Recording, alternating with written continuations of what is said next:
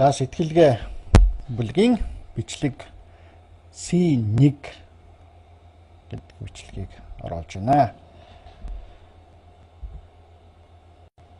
За сэтгэл хөдлөл гэж юу вэ? Яагаад Forex сургалт энэ талаар ярих болов гэдэг хоёр асуулт байна. За мэдээж биднээс насан турш хүмүүсүүд биднээс сэтгэл хөдлөл гэхлээр бол мэдж байгаа. Биднээсээ амьдрал тохиолддог баяртай сайхан үйл явдлууд, хариуцлага бухимдал, хэрүүл тэмцэл тэгэл биднээс сэтгэл санаа бол нэг бол дээшээ оволцол, нэг бол доошоо ороод ингээл явдаг.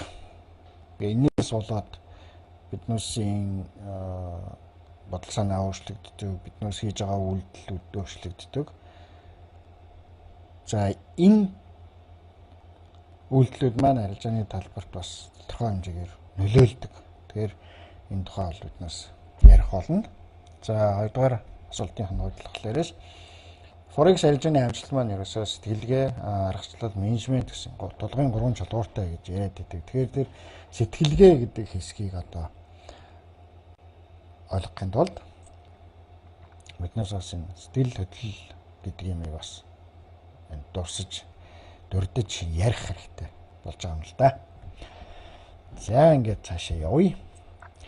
За сая хэлсэн биднээсийн амьдралд баяртай сайхан үйл явдлууд тохиолдоод хөл газар өрөхгүй тэгэл санаа тэнгэрт бүх юм сайхан, бүх юм одоо өстэй солонгын 7 өнгөөр хараал их сайхан байх тийм үе зөндөө байдаг.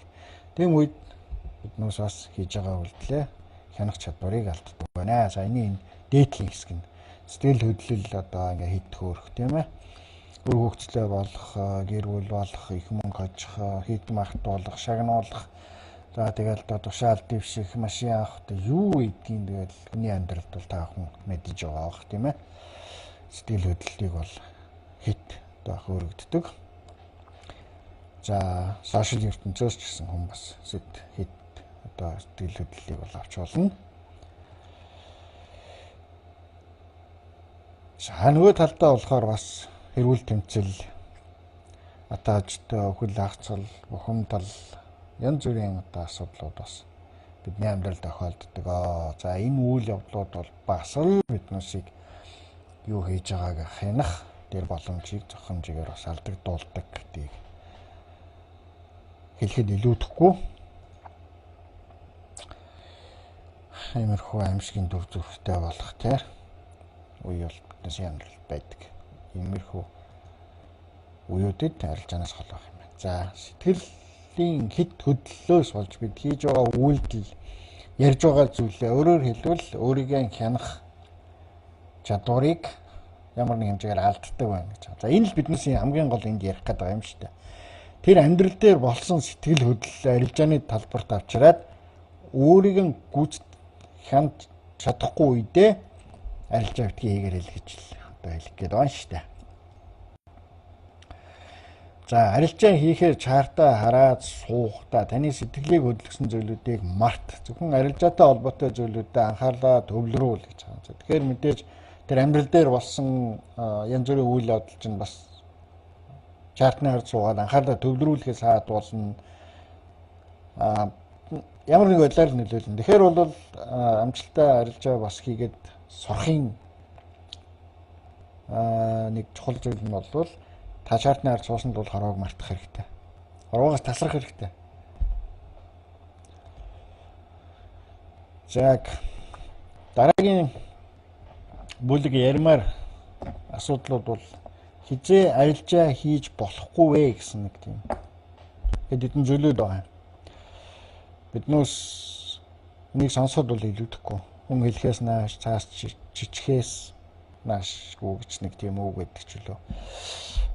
Ямар ч байсан энийг бол бас нэг удаа сонссон байхад хүн илүүдэхгүй зүйлүүд гэж боддог. За ингээд тийм учраас таахан төрөж байгаа. Хизээ арилжаа хийж болохгүй бай. Нэгдүгээрт нь согтуулсан үедээ. За мэдээж би та бүхнийг яригтаар суугаад агсан согтуул хаваад тэнд явдаг гэж бол бодохгүй байна. Тэгэхээр ялангуяа тийм үедээ арилжаа хийх гэж чартны ард нэг суухгүй бах гэж бодож байна. Гэхдээ хэлий ямар нэг хэмжээгээр согтуулсан үедээ арилжааны талаар март компьютертэй битгий яваарай гэж ингэж хэлье. Дараагийн зураг. За энэ бол согтуу жолооч нарын хийсэн үйлдэл гэж байна л да. Зөндөө зорилго тавиад, зөндөө хөлсөө гоожуулж ажиллаад, тий. Мөнгө төгрөг хуримтлуулаад тэгж явж авсан ганган бэмби байхгүй ганцхан удаа пан. Тэгэхээр энэ бол одоо согтууруулгандаа хэрэглэснээс болоод өөрийнхөө хийж байгаа үйлдэлийг бүрэн хянах чадваргүй болоод тэгэл тэрний үр дүн юм шүү дээ. Тэгэхээр яг энэтэй адилхан машин бариад няд болгож байгаатай яг адилхан. Та согтуугаар дансаа өдөрдвөл бас л ингэж дуусна. Бум. Тийм учраас ямар нэг хэмжээгээр согтуурсан үедээ арилжаанаас холд гэдэг. Би ямар нэг үедээ гэж хэлээд байгаа. Тэрнээс өөр тасарсан үедээ биш заа юу. Биднээс нэг найз нөхөд ирэн баяр ёслол болон 3 ундаг татсан ч арилжаанаас хол бай. За энэ нэг дугаарт нь. За дараагийн дугаарт нь хоёрдугаарт нь бие өвчтэй байх, тийм зовиртой байх үе хүн байж болно. Тийм үедээ бол арилжаа хийх гээд хэрэггүй. Ялангуяа тэрнээсээ болоод хүчтэй тийм нөлөөтэй им тариа энэ төр хэрглэж байгаа үе энэ төр байх юм бол өөр тийм арилжааны тухай март бие тэнхрүүлгээл бодох хэрэгтэй. За гуравт нь цаг завгүй үедээ гэж байна. За энэ бол нэлээд том шалтгаан юм шүү. Forex арилжаанд олон хүний ундаг нэг шалтгаан нь бол хоногт 24 цаг байдаг л учир нь оршдог гэж би боддог. Цаг завгүй үедээ. За жишээлх юм бол 2013 онд намайг Монголд байхад нэг нөхөр надтай хамт арилжаа хийжсэн. Үнэхээр гоё арилжааны нөхцөл гараад тэгээд бид нар нөхөрлөө уцсан чи энийг хараа гэдгсэн чинь.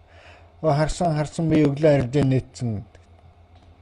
Гэхдээ одоо би хөдөө явж байна. 22-ын давчин өнгөрөө явж байна гэдэг чинь. Тэгэхээр арилжаа нээчээ хөдөө явчих байгаа байхгүй юу?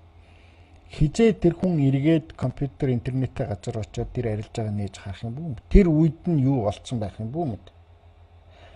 Тэгэхээр та арилжаа нийлээ. Тэрийгээ та тодорхой хугацаанд ойр орхон эргэж хараад арилжаагаа нэг өстө маллах тийм цаг байхгүй бол арилжаа нээж хэрэггүй гэж хэлж байгаа. Хоногийн 24 цаг байдаг. Гэтэл биднээс нэг 8 цаг унтах хэрэгтэй болдог. 8 цаг биднээс ихэнх нь ажил төрөл сургууль соёл гэдээ явдаг шүү дээ. За ирэх очихтойгоо нийлээд нэг 9 цаг ч юм уу. За тэгээд хоногт хооллох цагуудаа нэмвэл 1 цаг орчим бол 0-ийн өрөөнд та дор хаяж 1 цаг суун ч гэдэг юм уу. Ингээл замын төвчрөл, гэрийнхэнтэйгээ өнгөрүүлэх цаг хэрэгтэй, өр хөвгттэйгээ өнгөрүүлэх цаг хэрэгтэй, фэйсбүүк дэх цаг хэрэгтэй, зурагт үзмээр байдаг, найз нөхдүүдтэйгээ утсаар чатлан матлан за ингээл явах юм бол биднээс арилжаа хийх цаг бас үлдэхгүй байхгүй юу. Тэгэхээр биднээс тэр олдж байгаа маш жижигхэн цагт маш том шийдвэр гаргах хэрэгтэй болж байгаа байхгүй юу. Тэгэхээр энэнийг бол бас бодох хэрэгтэй. Тэгэхээр энээс зайлахын тулд биднээс яаж та арилжаа хийх вэ гэхээр тэгээд энэ тухай бол биднээс дахиж ярина. Гэхдээ одоо товчхон хэлэл өнгөрөхөд бол биднээс арилжааны хуваартай болох хэрэгтэй байхгүй юу. 7 хоногийн тэд өдөр тэдээ хэдэн цагийн хооронд би арилжаа хийдэг. Тэр цагт харин нөгөө дээр ирсэн хорвоогоос тасардаг байх хэрэгтэй байхгүй юу. Тэрнээс бус цагт нь та Forex-ээс тасраад бус юм амжилтдаг байх хэрэгтэй. За тэгэхээр энэ цаг завын тухай асуудлыг хөндлөө. За дараагийн дугаарт нь бол хэд бухимдсан үедээ арилжаа хийж болохгүй.